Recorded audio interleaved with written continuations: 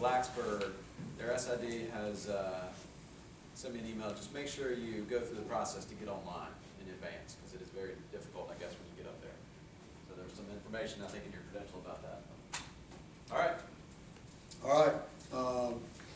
Our team is preparing for a really good Virginia Tech team that, excuse me, that will be an extremely tough game playing up there in Blacksburg, especially with Coach Beamer's last home game, and so there will be a tremendous amount of emotion. I'm sure that there will be a lot of former players there to see him in his last game, and so we will definitely have our work cut out for us.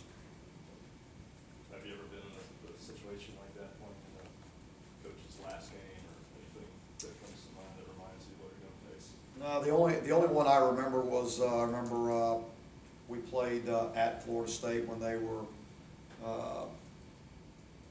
when they what do you do when they call it Bobby Bowden Field or something when they Oh, they dedicated the field. They dedicated the field that night. That's the only thing, anything like that I remember. So he wasn't finishing his career at that point, No, right? no. What do you anticipate the challenges being exactly? Oh, they're going to play well. They're gonna. I mean, first of all, they've always played well against us. So I don't know that that they need any extra incentive or anything. I mean, they're guys. Obviously they want to send Coach Beamer out on a positive note. So they're gonna give everything they've got, but they give everything they have every week, I think. You watch their film; they play hard.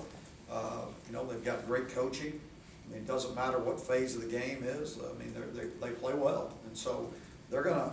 I don't really know what to anticipate other than it's going to be a hard-fought football game, and we're going to have to play really well in all three phases to win.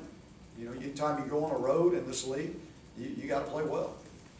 You touched on this after the game Saturday, but with the fact that the team can clinch the Coastal on Saturday, does that help motivation-wise in terms of making sure the guys are focused on that goal without having to try to isolate it to 1 week when this week is actually the one that's important for that goal? I don't really think our guys need any extra motivation. I think they've kind of done things the same way week in and week out, and we're going to continue to do that. I think the plan's been pretty good, and I think our seniors have done a really good job of working the plan, and so I think we'll just continue to do that. I don't even plan on talking about that with the team, actually. When you looked at the film yesterday, was it as thorough as you thought it was on Saturday? It was. Yeah, it was. Now, there were plenty of mistakes and plenty of things to clean up, and that was that's what's fun about this group is we probably played the most complete game that we have in all three phases. Now, what I'm talking about, I don't think we played perfect in all three phases, and there were mistakes in each of the three phases, but overall as a team, that was the most complete game we played to this point. But it was exciting because there's so much room for improvement. We can be a much better football team, and our guys can see it. They're not looking at the film going, oh, wow, we're really good. They're looking at it, and they're critical of themselves on, wow, we could be this much better if I do this. And so that's a good sign. You said you were going to start the meeting yesterday with Coastal Champs. Yeah. Was that something you were doing all year? Mm-hmm. So that part hasn't changed. When you say you're not going to address it at all beyond what you've been saying all year, in other words. That's right. I'm doing the exact same thing I've done every week, actually. So, you just didn't know that's how we started the meetings. What exactly did you say? How did you? Coastal Division champs, state champs. Yeah, that's it. I don't really get into it. I just tell them our goal every week, And again, that's more about, when you set a goal, it's really easy to, start focusing on all the obstacles out there of why you're not going to reach that goal, And so that's why I say it every week, just so it's, hey, refocus on the goal. That's it. The rest of it, we don't worry about. Ramp up the goal now and say ACC champs now? Nope. That's not the goal. Is that a distraction? That just creates an obstacle? You're good at that. Yeah, but no, I won't change it, really, I won't. There's no need to change. Why? Why would we change it? We're like trained pigs. We got something, we just keep doing it over and over and over. perhaps the most well-trained of pigs that you've had. How much better, and we've talked a little bit about it over the course of the season, you've explained it to us, but how much better has this team been at latching on to the repetition and then not changing? You know, and again, that is a tribute to our leaders on the football team, because they know, you know, we talked about at the beginning how we wanted things to happen and what we wanted to do, you know, and so they started doing it, offensively, defensively, and special teams. And then in position groups also. So it all goes back to the way we prepare.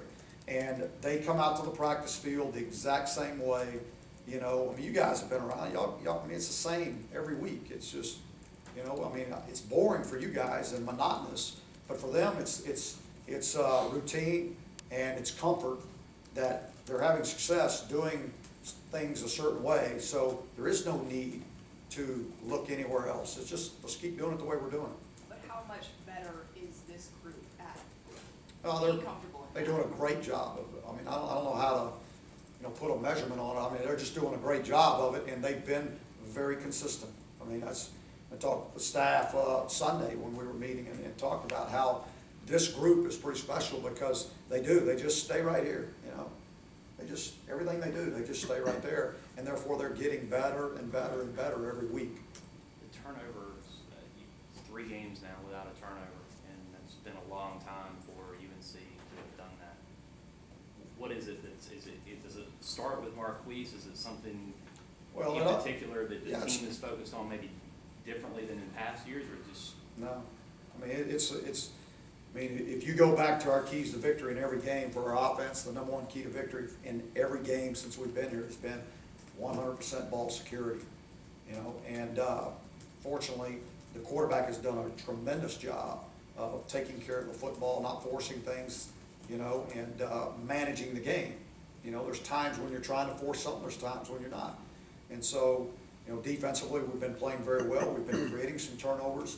And so, Queese knows that, you know, this isn't the time to force anything. Just take care of the football. That's all we got to do. And if we keep doing that, we'll be really happy at the end of the year, I promise you. Sometimes when turnovers happen, they can happen in bunches. Is the opposite true, I guess, that you go a stretch where you're playing, you know, clean football and not having those things, that you can kind of keep that ball rolling too, or is it just, it's a play-by-play kind of thing? I don't know. I've never looked at it that they come in bunches. There's usually a reason for every one of them. And so, I mean, and one thing is our coaches do a great job of emphasizing that on a daily basis. So it doesn't matter if we're running a play and Coach Cap's coaching the offensive line, but he sees a receiver run by and the receiver doesn't have the ball, you know, tucked really tightly, he's going to yell at the receiver. He's going to say something. So every coach is coaching that all the time, you know, is take care of the football. You know, so our guys know it. They're going to hear it all the time, you know. So, point of emphasis. Jeff was asked Saturday if at this time a year ago, if he thought something like this was possible. He said no, not until that meeting on January 6th. You mentioned the meeting too back in July. When you get deeper into this and you look back at that, does it amaze you the impact, the effect that meeting had and how much it resonated throughout the team? Yeah, I guess so. I mean, it had an impact. It had the impact that I was hoping it would have. I mean, because we wanted to clear the air, and we wanted to start fresh, and we wanted to make sure everybody realized why we were having the issues we were having. You know, if you don't talk about them, face them, own up to them, then you're going to continue to have those problems. And I think they did a really good job of that. I think you mentioned last week that talking about your offensive philosophy, that, you know, it's what you choose. There are other ways to do it. There's plenty of other philosophies out there. I'm curious why I'm sure you've talked about it before, but why did you choose the way you guys run it here? Well, how did you come by it? It's pretty much, I mean, when I got my first coordinator's job, which was at Middle Tennessee in 99? Is that right? I mean, you know, when I was coming from the Air Force Academy, so, you know, my thought process was, okay, I'm going to be an offense coordinator. You know, I had things in my mind that I had been putting together philosophy-wise. So, you know, need to see the kids. What can we do? You know, I really wanted to go no huddle and spread it out and do basically what we do today. But at the same time, I didn't know if that's what we had. And if not, then we were going to run the triple option, because it was pretty successful at the academy, and I felt like you could do the same thing. And we were going from one AA at the time, making the transition to 1A, so I knew we probably wouldn't match up talent-wise. And got there, a little lefty quarterback, couldn't run, but he could throw the ball, and so that was kind of the start, and we did it from that point on, and we had a lot of success. I mean, from there to in every move we made, so it's not a flash in the pan offense. You go back and look, everywhere since '99, there's probably only a couple times in that whole time period that we haven't been in the top 20 offensively in the country.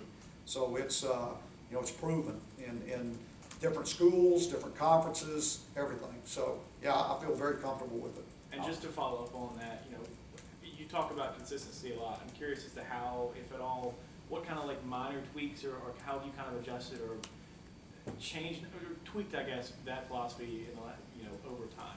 If Well, golly, that's every single year you're adjusting things, but the philosophy is still the same. That hasn't changed. The basis of it is still the same. But okay, this quarterback runs this play a little bit better. Well, okay, let's run this play and let's don't run this play this year. Well, dang, last year that play was awesome for us. He doesn't feel good about it. He doesn't get it. Golly, I hate not running that play because it was so good, but we drop it and we don't run it. So again, I think our coaches, Seth and those guys have done a really good job of taking advantage of the talent that we have and not trying to push something just because you like it as a coach. I mean, there's a lot of things that I'm like, man, we need to, let's look at this. And I don't think that's good for him. I don't think it's good for this guy, and that's what good coaching is. How has the offense kind of changed from you came in with Brent Renner versus now with Marcus Williams? How has that kind of evolved? Well, the most glaring thing is there's more quarterback run involved.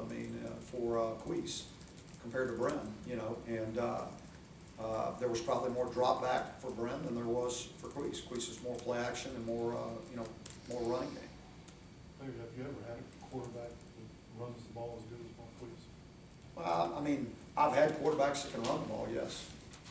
So I've had most of them that can do both that have been in this offense, and we've adjusted for the ones that couldn't. But most of them, the ones that we recruit can do both. You had a really good year your fourth year at Southern Miss. It's the good years before that. The fourth year was kind of a breakout. Same thing here. Are there similarities to maybe? Yeah, I think so.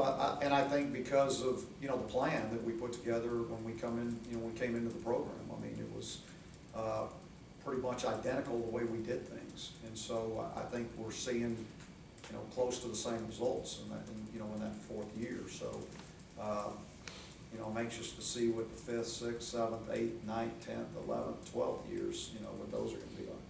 Remember you said before the start of last season that it's time. And you were saying that at ACCB days in 2014. Yeah, I did. Looking back, do you feel like you were premature with that, or did you really feel like back then that could be possible? No, I really thought it was. And actually I thought that same way at Southern Miss too. It just didn't work that way. But I really thought we had the plan in place and the people in place to be able to do it last year. We just didn't do it. I did a poor job. When you say plan, kind of elaborate on what that means when you come into a program and how you look ahead. The way you do everything. From the very first day when you walk into the team meeting, it's getting everybody in the building and everybody that's associated with the program all on the same page.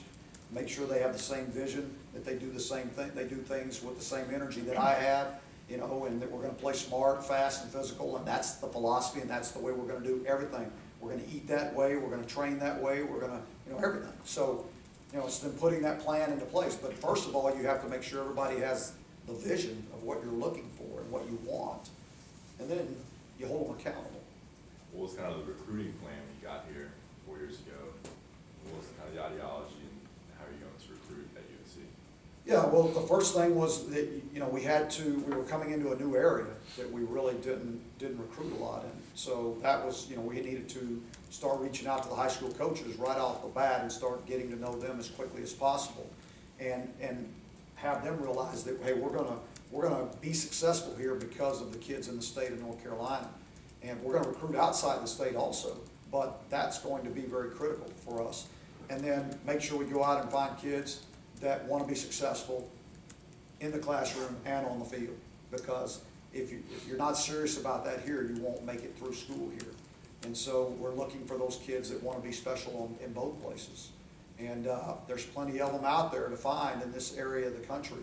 And so, and the kids understand the academic reputation here at Carolina. And when they get here, they understand what it's going to do for them after football's over with in their life. Why do you choose to, when you win a coin toss, to defer to the second half consistently? It's been good, you know. For me, it's, okay, there's a lot of factors that go into that. I know, you know, I'm anal about a lot of things. So for me, the only thing I'm really checking is wind. I'm always checking wind. I want to know what the wind, how many miles per hour, how much is it going to be blowing in the first quarter, what's going to be blowing in the second quarter, what it's going to be doing in the third quarter, what it's going to be in the fourth quarter. I want to know all of that. I don't like surprises. So then I got to, okay, if the wind's going to be heavy in the second half of the game, is there a storm coming in? What do I want? Do I want more possessions in the first half? Do I want more possessions in the second half? You know, I mean, there's just so many different factors that go into it. And then I ask the coordinators, hey, what do you guys think? You know, and we make a decision and we go. Has that changed over the years, through your 8 years as head coach? No, not really. Not really. No, I'm pretty consistent in the way I do things. I know it's boring, but I just the way I am. Have you ever been able to, sometimes with the defer, you can trick a team into accidentally, like, you know, picking the kickoff or whatever. Have you ever? I haven't done, no, but we did that. We kicked off twice. Yeah. Yeah. Okay. So maybe it backfired, I don't know. I'm just curious. I don't know if anybody's done that against us. Kicked off twice. Yeah. I don't think that's happened. Once. Happened for us though. Yeah, I was Yeah. curious if you'd ever gotten anyone back. No, I haven't. That young man was playing last night. Coop,